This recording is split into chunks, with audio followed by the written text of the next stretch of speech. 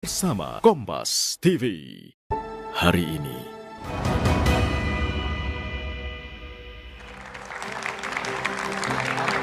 Masih bersama saya Budiman Tanrejo di satu meja The Forum. Eriko Sotarduga, besar kemungkinan PDIP kemudian ditinggal sendirian karena Kim Plus itu akan terwujud. Nah, ketika Anda tidak bisa mencalonkan, terus peran politik apa yang mau dimainkan PDIP di Pilkada Jakarta? Sebenarnya begini, ini kan juga hak dari masing-masing partai dan partai berhak memajukan dengan minimum kursi yang ada, kan begitu.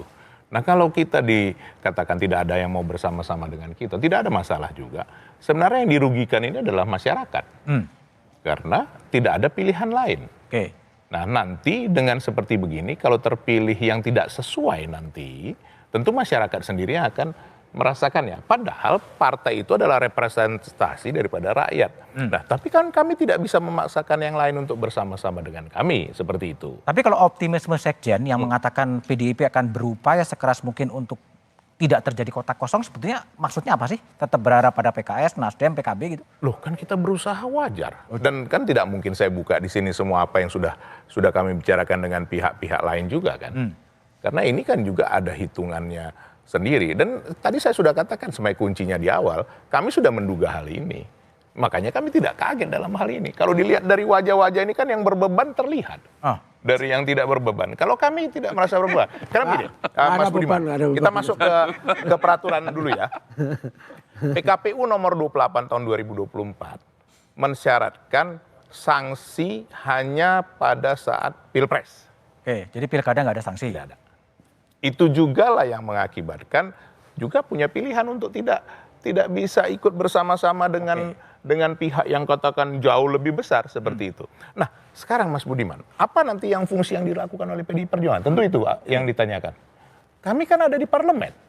Kami ada di DPRD DKJ. 15, ya. Ada 15. Dan juga, tadi saya sudah ingatkan dari awal, bukan berarti mau mengabaikan, ini bagi pemirsa semua, mengabaikan bahwa DKJ ini jadi tidak penting, tidak. Tetapi peran kepala daerah di daerah khusus Jakarta ini tidak sama. Oke. Dengan gubernur di wilayah lain. Karena ada yang menaunginya lagi secara luas, yang tadi disebut aglomerasi. Siapa nanti yang memimpin, apakah Menko, ataukah Wapres, ataukah Presiden sendiri, itu soal lain. Nah, jadi apa yang saya mau sampaikan di sini sebenarnya masih ada waktu. Masih ada waktu. Masih ada waktu. Oke. Tetapi sekali lagi kami tidak bisa memaksakan PKS karena memang ya PKS punya otoritas sendiri. Pemenang pemilu. Pemenang pemilu walaupun tidak bisa maju juga secara sendiri. Kalau bisa maju sendiri pasti sudah menentukan langkah sendiri juga kan begitu.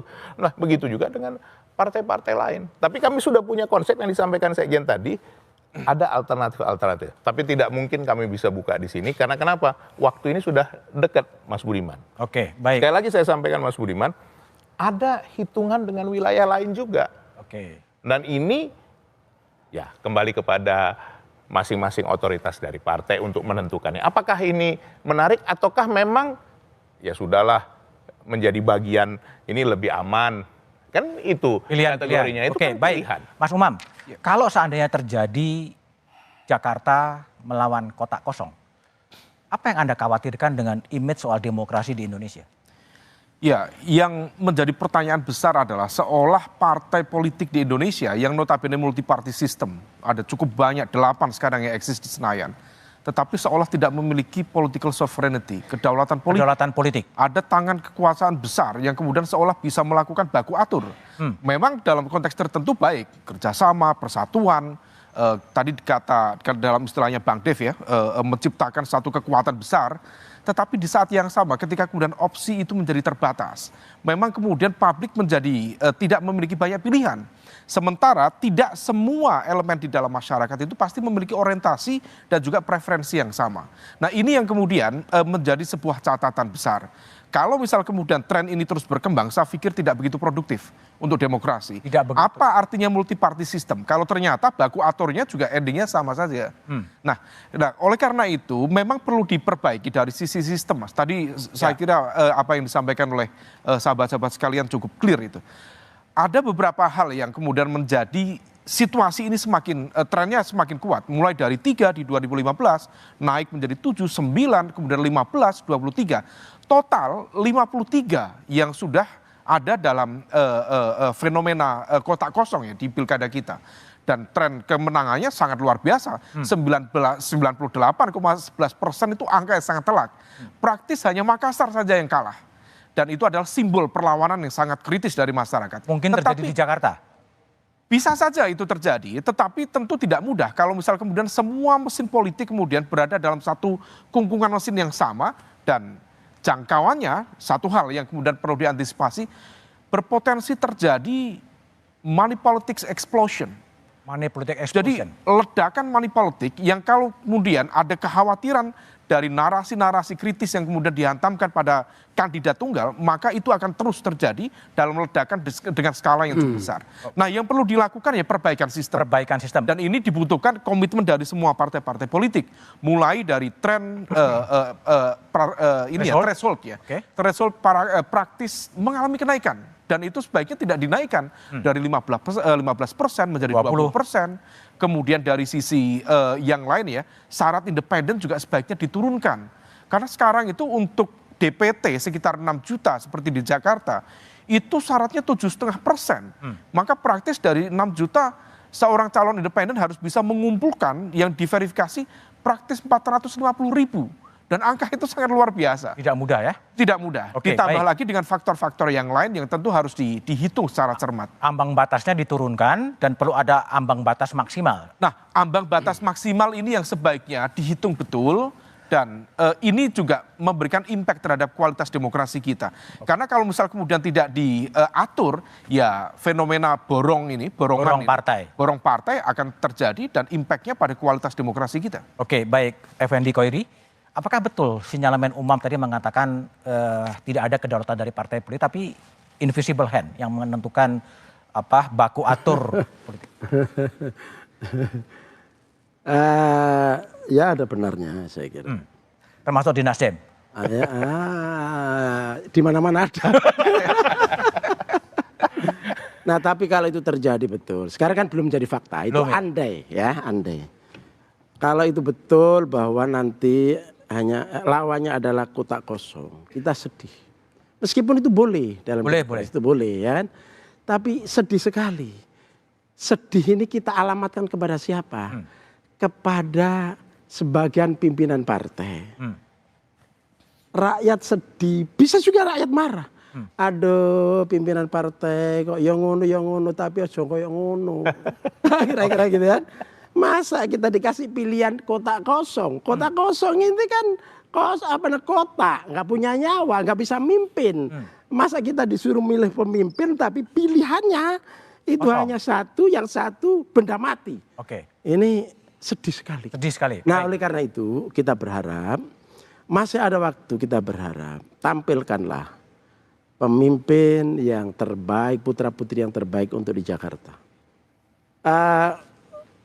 Pak Eriko tetap berusaha meyakinkan minimal dapat satu partai lagi supaya memenuhi syarat menampilkan tandingan yang tadi ditawarkan. Atur Oke, nuhun sangat. baik.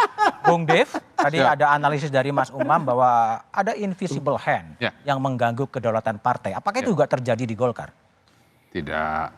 Kalau pemikiran seperti itu sih tidak. Golkar itu tetap partai yang independen. Independen. Kita memiliki, kita ini adalah partai gudangnya kader. Gudangnya. Banyak bahkan ada sekitar 4 partai yang bertarung yang masih berlaga di nasional, itu adalah hasil karya Partai Golkar. Nah, dan jadi ya kalau dibilang di Golkar bahwa dikendalikan oleh pihak luar, itu saya bisa katakan itu tidak. Kenapa? Karena di dalam internal Golkar mekanismenya itu berjalan terus, demokrasi itu bergerak terus, sehingga dari era reformasi sampai sekarang aja kan ketua umum pergantiannya itu kan Udah partai terbuka ya? berulang kali. Jadi ya memang mungkin ada pandangan-pandangan seperti itu karena dampak hasil pemilu, dampak hasil pilpres segala macam. Tapi saya sebagai kader Partai Golkar, saya meyakini bahwa Golkar itu masih mampu untuk menentukan pilihannya sendiri. Oke, baik Bung Risa. kalau terjadi memang di Jakarta terjadi kotak kosong, bagi Gerindra atau bagi pemerintahan Pak Prabowo nanti 1 bulan setelah memerintah di DKJ ada pertarungan Ridwan dengan kotak kosong, gimana kira-kira persepsi? Ya bagi kita semua kita kan harus patuh dan taat pada aturan yang ada, undang-undang. Hari ini aturannya memang ada undang-undangnya, peraturan KPU, Bawaslu dan sebagainya. Jadi yang penting bagi kita semua sebagai warga negara, yang pertama tentu harus mengikuti aturan dan ketentuan adab. Nah disitulah kepiawaian masing-masing partai politik atau koalisi partai politik. Seperti tadi saya sampaikan, dan fenomena sekarang ini kan karena yang pertama kali ya pilkada serentak ya. Ini semua partai politik, pimpinan politik harus mengatur tidak kurang dari 545 pilkada. Ini bukan pekerjaan yang mudah ya. Tentu kita ingin semua memastikan kader-kader terbaiknya hadir, tampil, dan menang. Ya. Untuk itu kita perlu berkoalisi. Ya. Tidak hanya PDIP sebagai partai pemenang, tapi juga semua partai ingin berkoalisi dan ingin juga menang.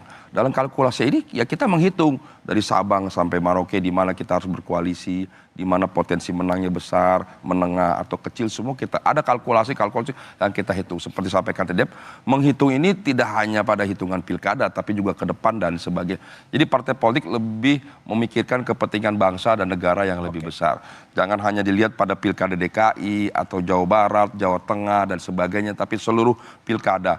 Dan yang paling penting yang disampaikan adalah ini sebuah proses yang tentu harus kita perbaiki terus agar lebih baik kita tingkatkan. Yang terakhir lagi yang perlu adalah pada akhirnya adalah siapa nanti yang terpilih memimpin Jakarta.